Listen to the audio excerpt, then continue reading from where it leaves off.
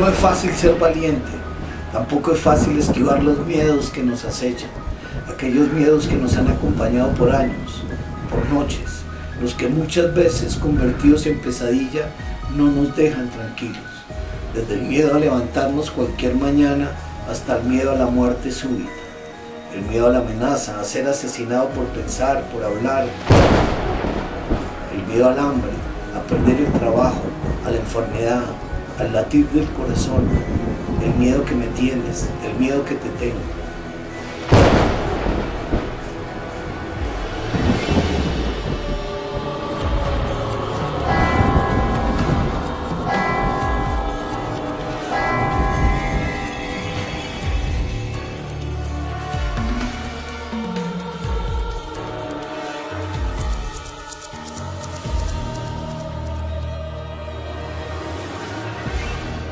El peor de los miedos es el miedo a que le hagan algo a mi mamá.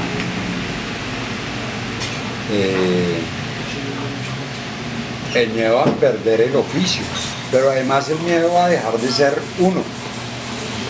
El miedo a perder la audiencia, el miedo a perder la credibilidad, el miedo a dejar de ser uno lo que es. Entonces, en un momento dado, mi hija es un accidente, yo la quiero muchísimo, pero yo conscientemente no tendría un hijo, porque le tengo miedo a un hijo huérfano.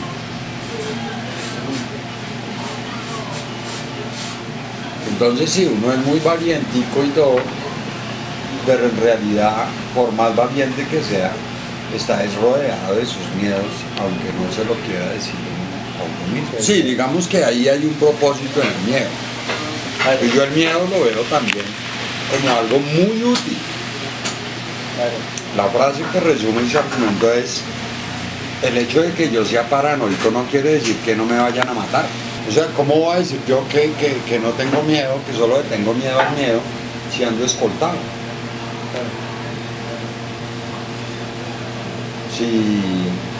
Si ya después de andar escoltado un tiempo, me da pánico, me da vértigo subirme a un transporte público. Porque pues además de que haya alguien que me quiera poner una puñalada por una causa política real, pues también a un man que me puede robar la billetera, que me puede atacar de cualquier manera, que me puede espichar o robar el celular. Y miedo a perder mis fuentes en mi celular. En una ciudad como Bogotá, donde roban celulares cada minuto. Todos son miedos.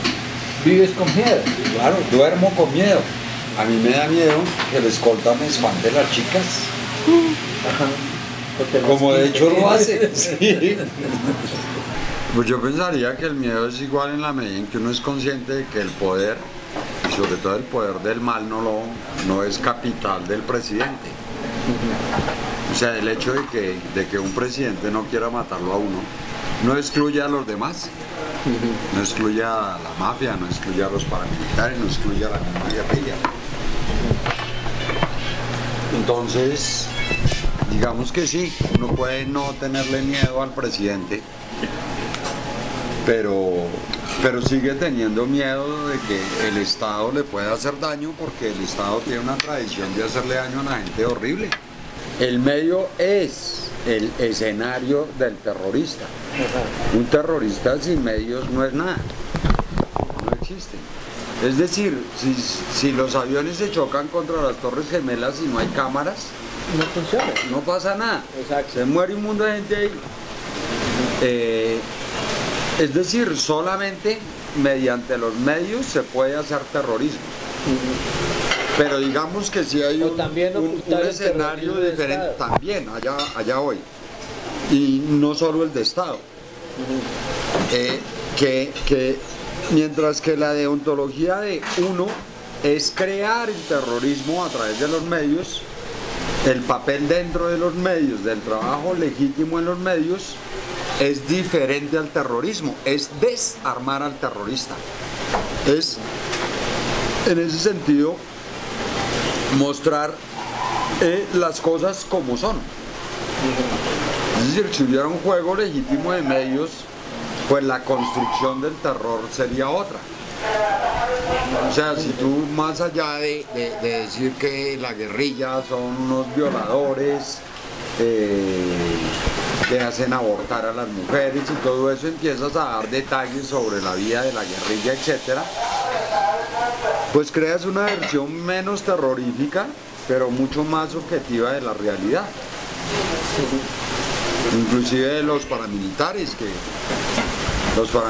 que tenían esposas e hijos y que los hijos iban al colegio, etcétera, empiezan ya a ser seres de otro tipo, menos temibles inclusive.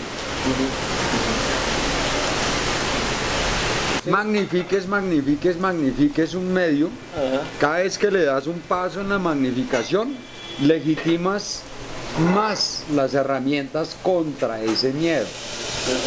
Es decir, en la medida en que las FARC le rompa el bracito al niño Nicolás, marica, de pronto ahí se puede romper una orden que está en un decretico para recuperar ese niño que está ahí con semejante monstruo. En el caso... Entonces, y así va escalando. Entonces, digamos que en un momento dado uno sentiría el miedo a los actos defensivos de Uribe, porque si uno tiene miedo, actúa. Entonces era, ¿qué podría él actuar al manifestar ese miedo? Si él sentía ese miedo, ¿qué haría contra ese miedo? ¿Cuál sería la vacuna? Chuzar. ¿Dio miedo? ¿A ustedes les dio miedo estar chuzados? No, a mí personalmente el miedo a la chuzada me parece estúpido porque digamos, en mi vida privada, de las cosas que para otro podían ser vergonzantes, yo les tengo una explicación política de mi actitud frente al sexo, frente a la droga, frente a mi modo de vivir, lo tengo éticamente claro, lo puedo explicar públicamente sin ningún problema. Y la legitimidad de mi trabajo también. O sea, no era el miedo a que se conociera mi intimidad. Claro, no. Sino el miedo a lo que pudiera pasar con la información que ilegalmente recaudaban sobre lo que uno hacía. Por ejemplo, miedo a que me matara una fuente. Sí, exacto. Muchas veces he desistido de fuentes para evitar que las maten. El miedo a que me tendieran una trampa a las fuentes también. ¿Cómo es eso? O sea, tú tienes una información buenísima y te la entregan.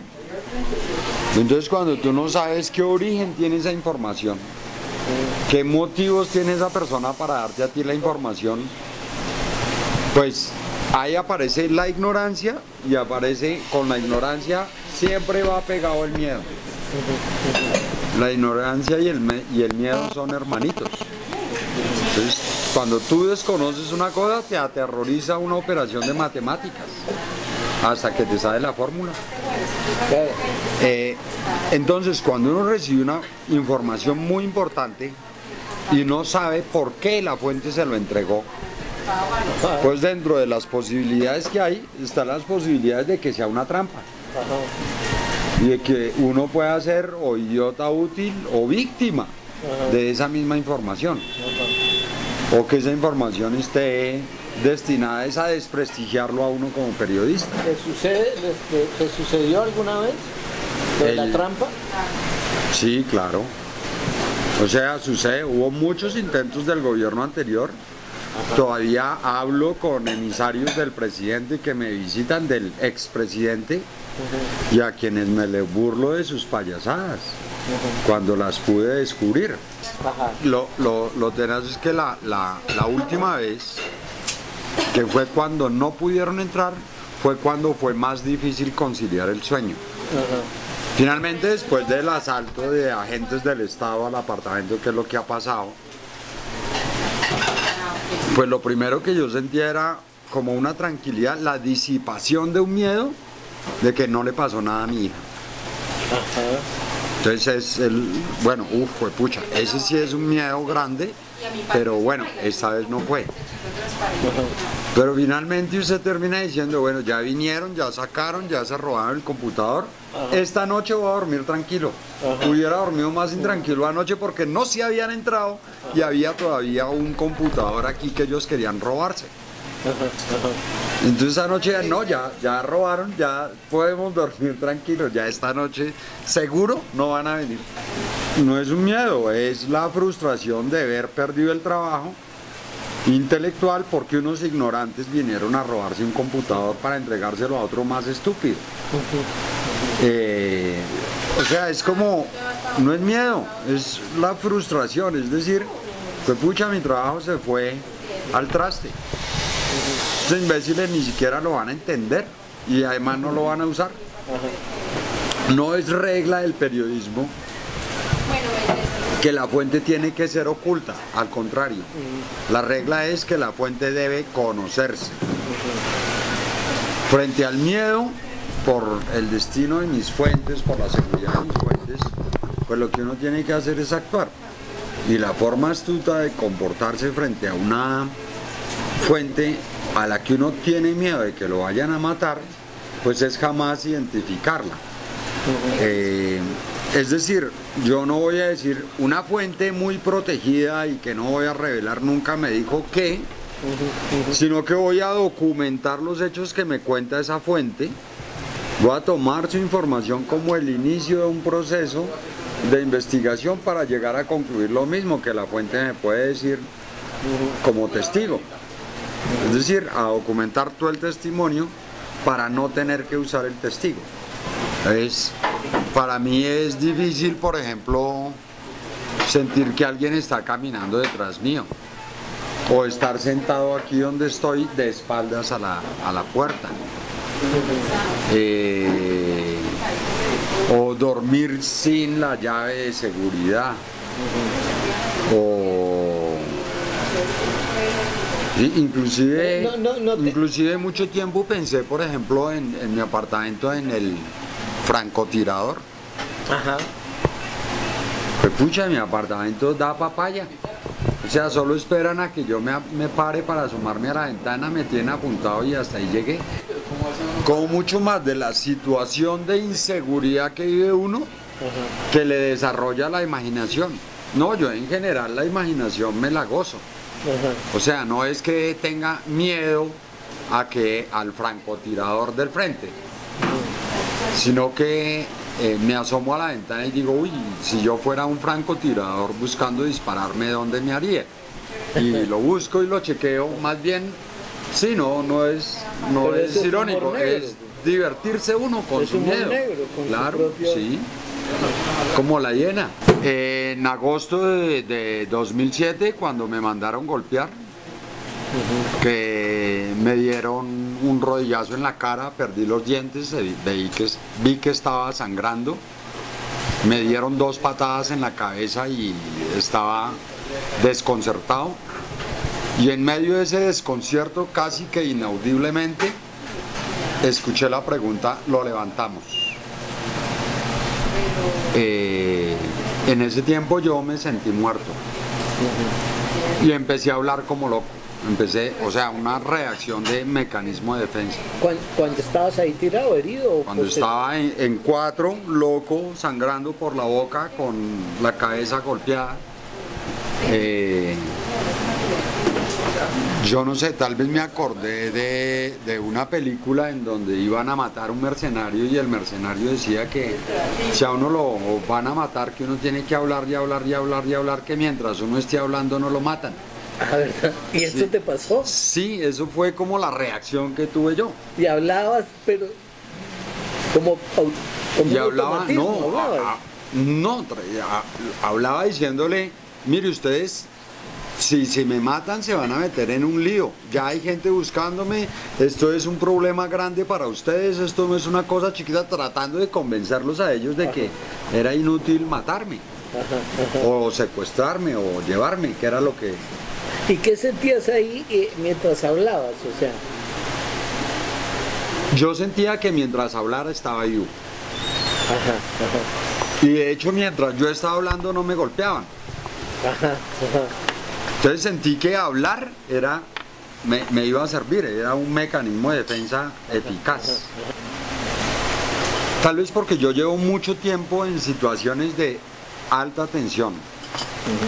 Ten en cuenta que prácticamente el primer atentado contra mí sucede el 23 de agosto de 1989 y las amenazas como desde el 84. Entonces que te voy a matar, y Pablo Escobar mataba. Una cosa es que la esposa o la novia le diga, uy, es que lo voy a matar. Claro. Y otra cosa es que Pablo Escobar, que ya ha descuartizado gente, le diga, uy, lo voy a matar. Ajá, ajá. Entonces eso tiene su efecto.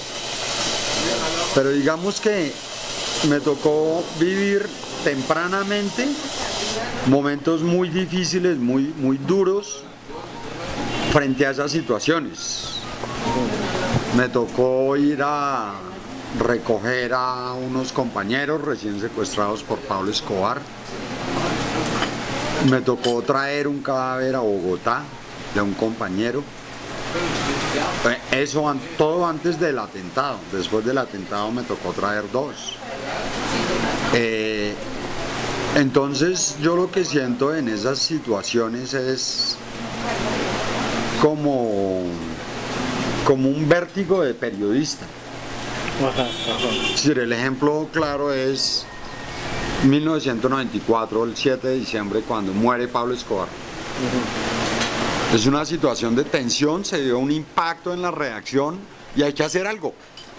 El miedo a no reaccionar, el miedo a reaccionar mal. Sí, sí. Nada, la reacción es ¡fum! Centrado, concentrado. ¿Qué hay que hacer? ¿Dónde hay que hacerlo? ¿Cómo hay que hacerlo?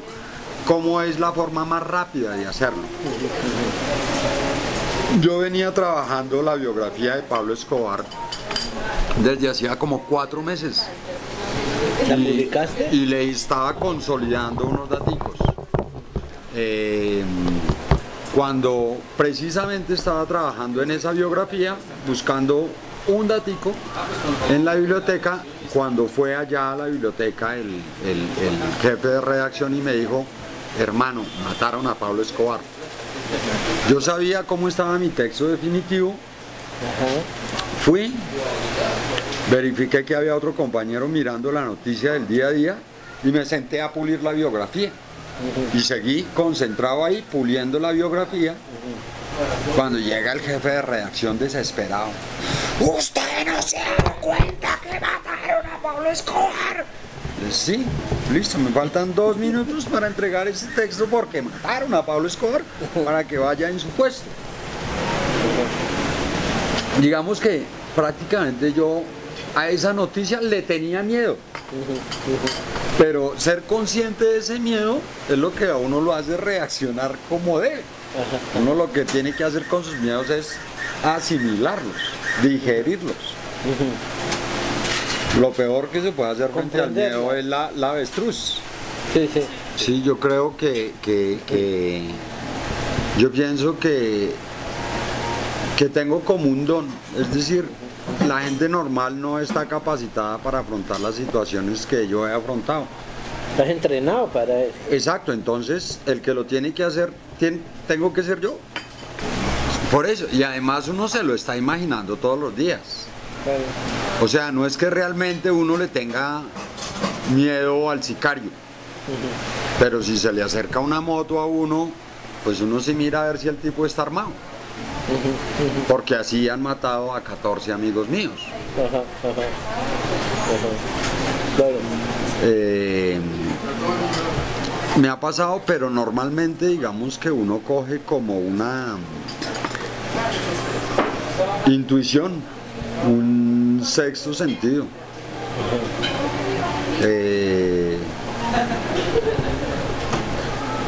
Es decir, a mí el 23 de mayo del 2000 me pudieron haber secuestrado y desaparecido. Pero digamos que el hecho de la paranoia, el hecho de que antes de salir yo pensaba que que al salir en la calle me podrían secuestrar. ¿Qué fue cuando lo de Ginés? Exacto. Que al salir a la calle me podrían secuestrar, digamos que lo hacía uno estar como un poco más preparado, como con una capacidad mayor de reacción. Sí. Entonces salgo yo, para un taxi, abre la puerta. Yo inicialmente digo, uy, qué taxista tan amable. Pero entonces me doy cuenta que la situación no es ordinaria porque yo no le había hecho pare al taxi. Pero fue fracciones de segundos. Microsegundos. Ajá. Entonces miro hacia atrás la situación y veo un hombre que corre hacia el taxi. Ajá. Y yo aún así no pienso nada malo. Dije, uy, marica, le quité el taxi a este man. Entonces le abro la puerta para que él entre. Ajá. Pero me salgo del plano que él tenía para empujarme dentro del taxi. Ajá. Y ahí es lo que te digo de la intuición y de la capacidad para reaccionar frente al miedo. Ese tipo tenía cara de asesino, tenía ojos de asesino. Yo veía la muerte en sus ojos. Su mirada era una mirada que no he vuelto a ver en mi vida gracias a quién. Gracias al miedo. Pero que era una mirada de muerte. O sea, una mirada que uno dice, esos ojos, ese man es un asesino, ese man me va a matar. ¿Lo alcanzas a pensar en ese momento? Lo alcanzo a saber y a sentirme atrapado por él y a saber que todos estábamos atrapados, tanto la víctima como los victimarios, porque una buceta se le para detrás al taxista con la puerta abierta. Y empieza a pitarle. Porque yo no estaba en el lugar en el que el asesino se me podía tirar, pero la buceta ya estaba haciendo tanto escándalo, la gente estaba mirando, el tipo me estaba mirando, yo lo estaba mirando a él. Y alcanzo a llamar al entonces coronel Naranjo de la policía y le digo, ¿qué hago? Aquí hay un secuestrador a 1,5 metros mío. ¿Hiciste eso en ese momento? Sí, y eso fue... ¿Y qué te dijo Naranjo? Eso fue, digamos que toda esta narración que me demoró 5 minutos en contarlas, sí, pasó en 40 segundos, menos, mucho menos. No, Naranjo me dijo que no le colgara, que sí, Naranjo me dijo, siga hablando. Siga hablando, me pidió descripción del tipo, me dijo que estaba mandando una patrulla, pero en un momento dado yo me di cuenta que la patrulla se iba a demorar mínimo 1 o 2 minutos más, entonces alcancé a mirar el cambio del semáforo y me tiré y crucé media 24 y toda la 45 a la carrera. Aquí cerca de tu casa. Sí, allí, en esa esquina. Y ahí corrí hasta el CAI. O sea, me acuerdo que cuando llegué al Parkway, miré hacia atrás y vi que él no estaba. Pero no me quedé a mirar por dónde estaba, sino que seguí corriendo sin mirar nunca para atrás al máximo que me dan las piernas hasta llegar al CAI.